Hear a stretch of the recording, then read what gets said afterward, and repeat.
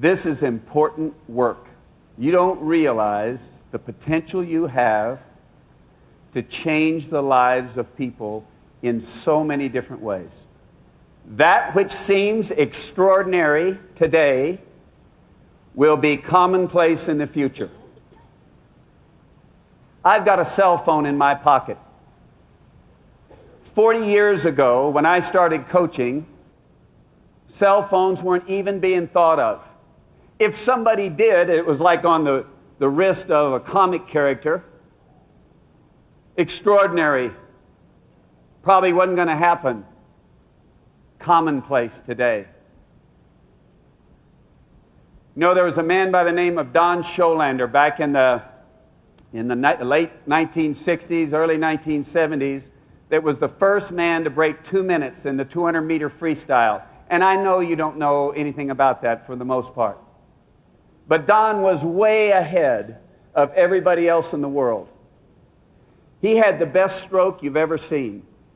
Was recognized as the most talented athlete that ever put on a Speedo. He swam for a great coach by the name of George Haynes at Santa Clara, which was the swimming mecca of the world in those times. Best coach, best facilities, best situation, most talent. Today, my guess is there's 20,000 people that have gone faster than Don Scholander. Some of those people are women.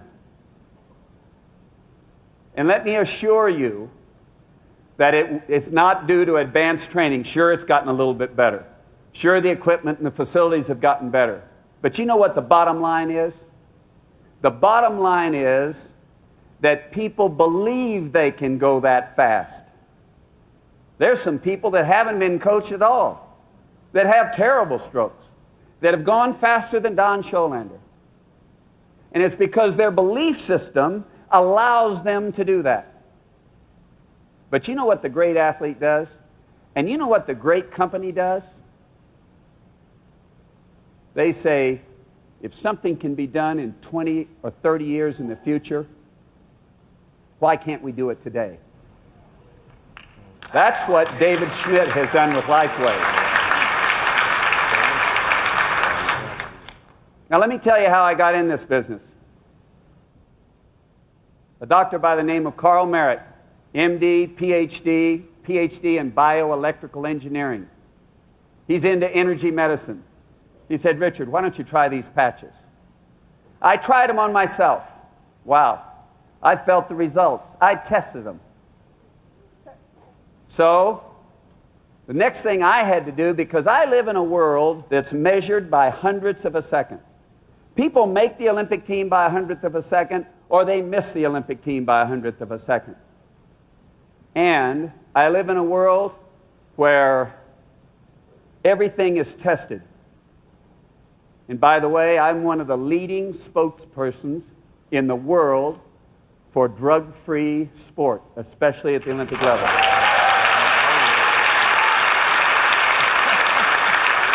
So the first thing I had to do, because I don't have to be tested.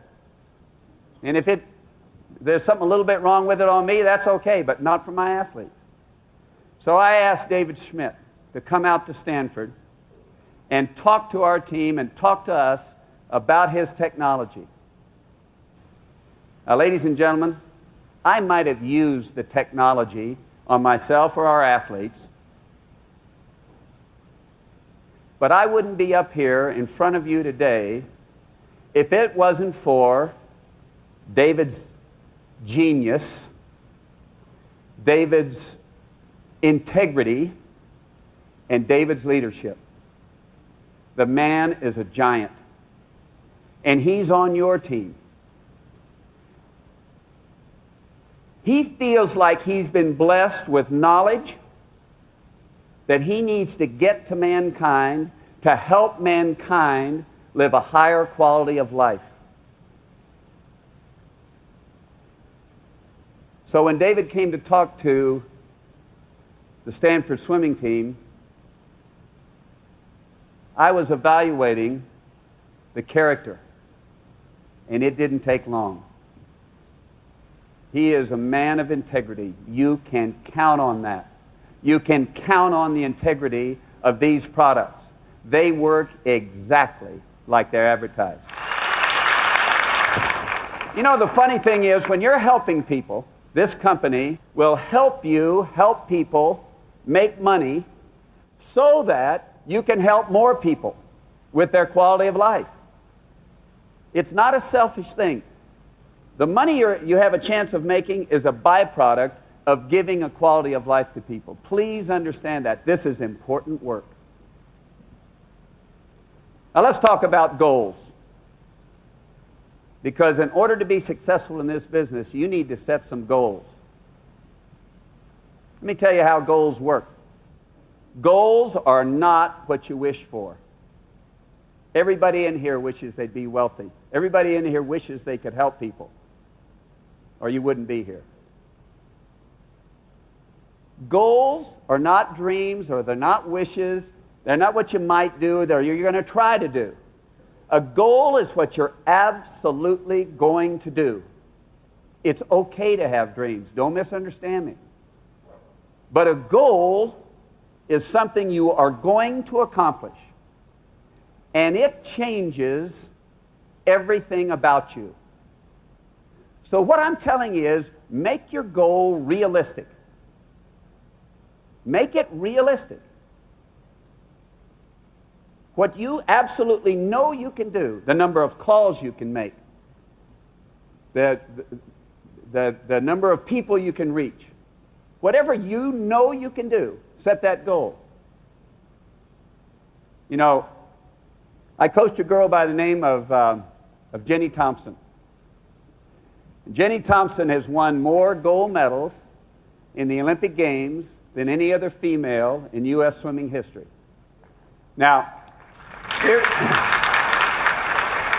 here's the deal. Jenny came to Stanford in 1991 as a freshman, and she was an outside favorite, or an outside possibility of making the United States Olympic team. But she came in and started working hard, and part of our workout is a dry land circuit. And that's where you go from station to station and do a different exercise at each station.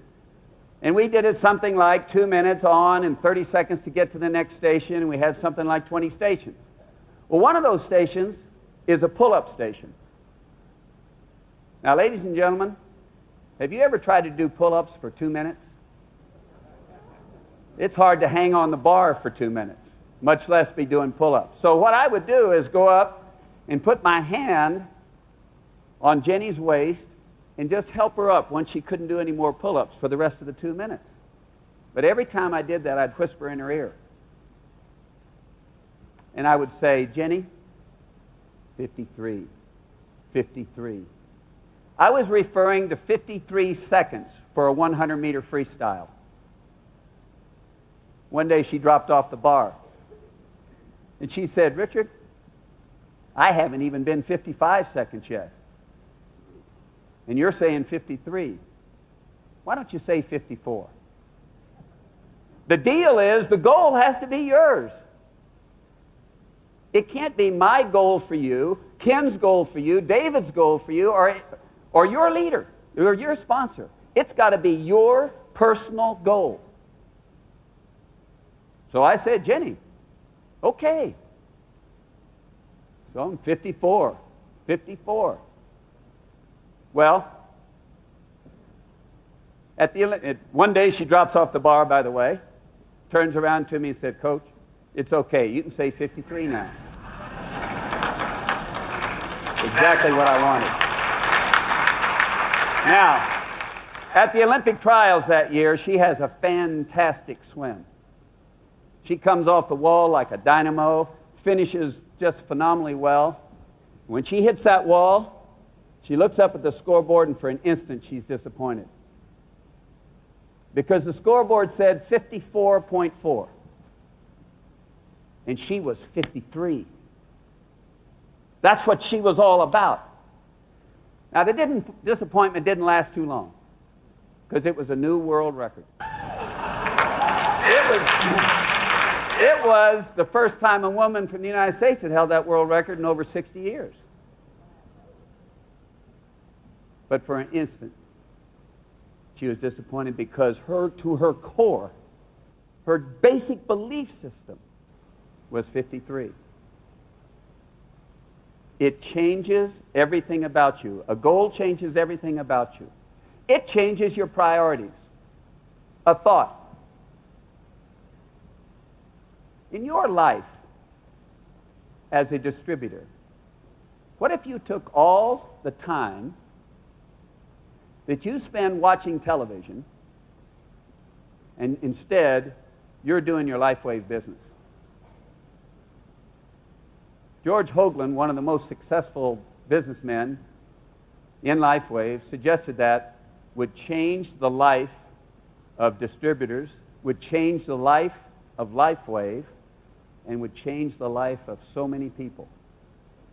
Goals change your priorities. As an athlete, it changes the way you train.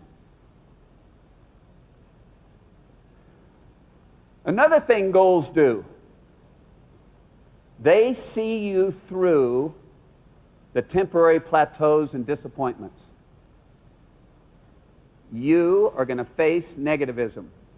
I've faced it. I went to the Olympic trials. Our athletes were wearing patches. All kind of rumors came out. They were all dead wrong. A lot of criticism.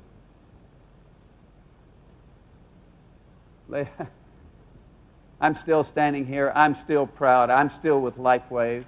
And I don't care about the criticism.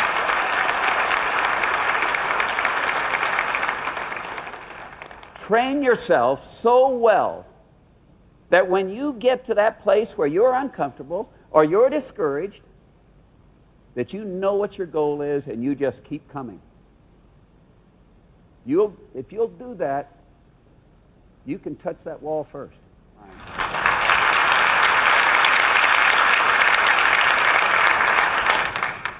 Now, I'm going to tell you a story. Well, by the way, there's one other thing. Goals help you do the little things on a consistent basis that'll lead to your success.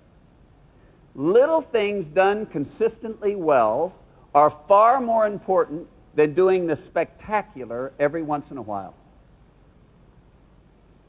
You know, I watched Pablo Morales train for the 1992 Olympics. And Pablo watched a race the year before where a man by the name of Matt Biondi swimming the 100 butterfly from Cal. Now, I said it, Cal. Guber's in there. Matt Biondi was a great swimmer, by the way, but he made a mistake in the 100 butterfly in the Olympic Games in 1988. He came into the wall, and as he was reaching for the wall, he pulled his head up and back. So he pulled his hands away from the wall. His body was traveling there, but he's kind of pulling his hands away. He got beat by 100th of a second. A little mistake at the critical moment. Now, Pablo noticed that. He went to school. So in the Olympic year of 1992, every day after practice, every day, only 5 minutes, little thing, 5 minutes, Pablo worked on streamlining the finish. There wasn't a coach around. They were all going to dinner.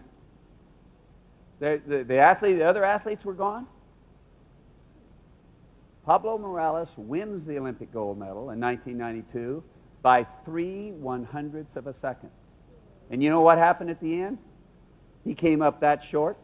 He streamlined into the wall to win. Little things done consistently well add up to the spectacular. Now, I had the honor of coaching a young lady for 3 years prior to the Olympic Games in 2000. Her name is Misty Hyman. And everybody, or a lot of people in our sport, remember that, she won a race. But the whole story is that about 13 months before the Olympic Games, The United States was swimming in a meet in the Sydney Olympic pool. It was a kind of a dress rehearsal for the Olympic Games, and we were swimming against the Australians in kind of a dual meet deal called the Pan-Pacific Championships. And in the 200 butterfly, this is, again, 1 year before the Olympic Games, in the 200 butterfly, Misty Hyman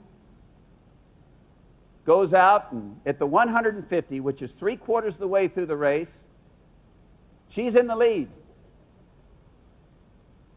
She comes home in 36 seconds, the last 50.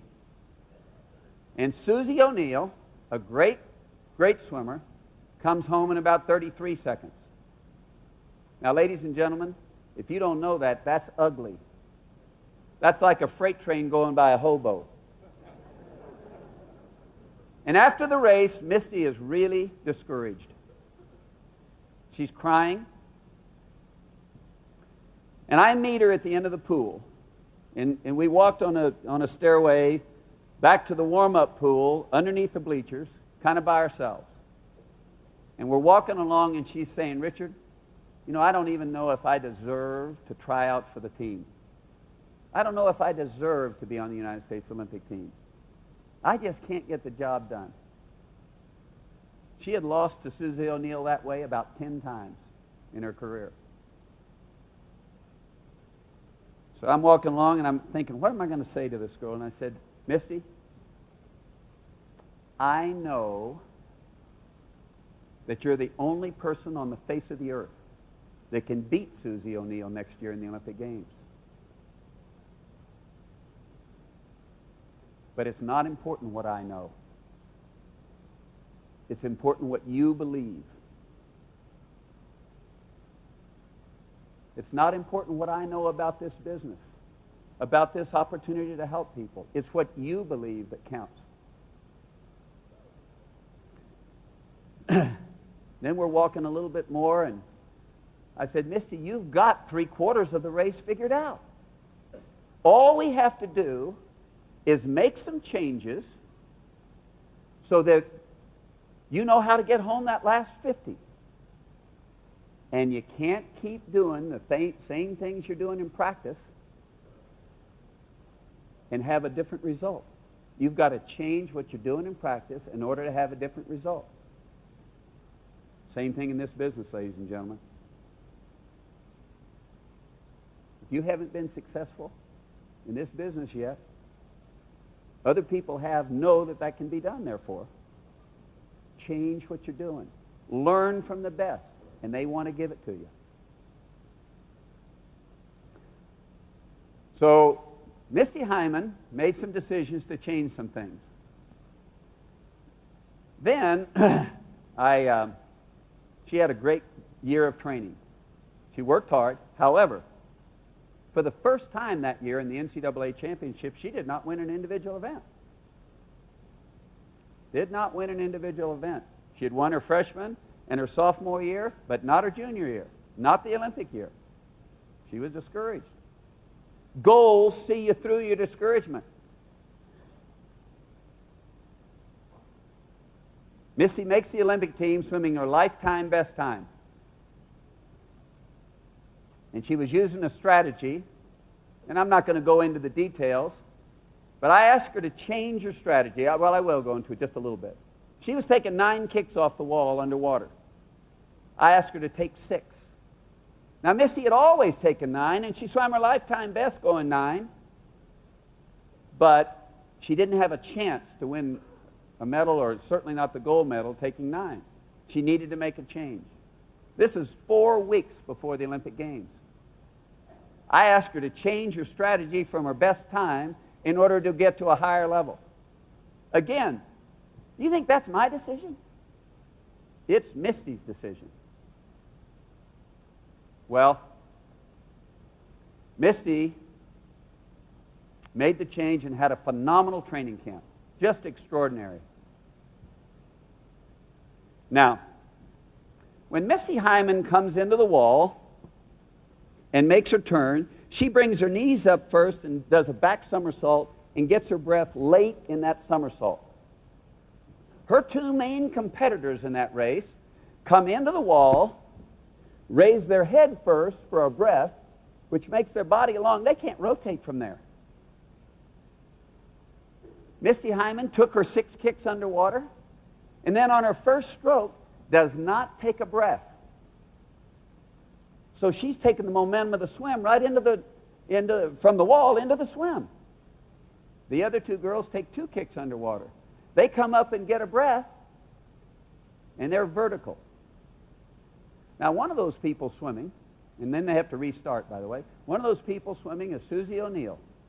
Susie O'Neill was a defending Olympic champion. She was the world record holder. She hadn't lost the 200 butterfly in 6 years. But somebody wasn't paying attention to the details, to the little things. Somebody let the training, you know what happened? Somebody decided, and I don't know whether it's a coach or the athlete, decided to skip part of the training. Now, she was a hard worker. She was strong. She had experience. But she was allowed to make mistakes in practice that at the critical moment in the race caused her not to win. On the other hand, Misty, when she comes out and doesn't take that breath, she didn't have to think about that because it was part of her training. She did it every day in practice. She didn't have a decision to make. The past does not equal the future. You can change your future. You can change the future of others. The past does not equal the future. What she said in the interview after the race, Jim Gray asked her, Misty, did you know that you were going to win the race? Did you really believe you could win it? And she said, yes, I do. I did. I believed I could win it. The doubts kept creeping in, but I pushed them away. When she made her turn on the last turn, she said, I've been here before, but today's my day. Ladies and gentlemen, today's your day. Live your goals.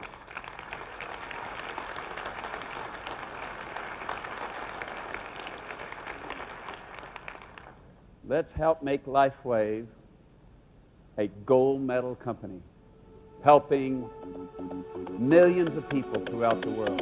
Thank you very much for your time.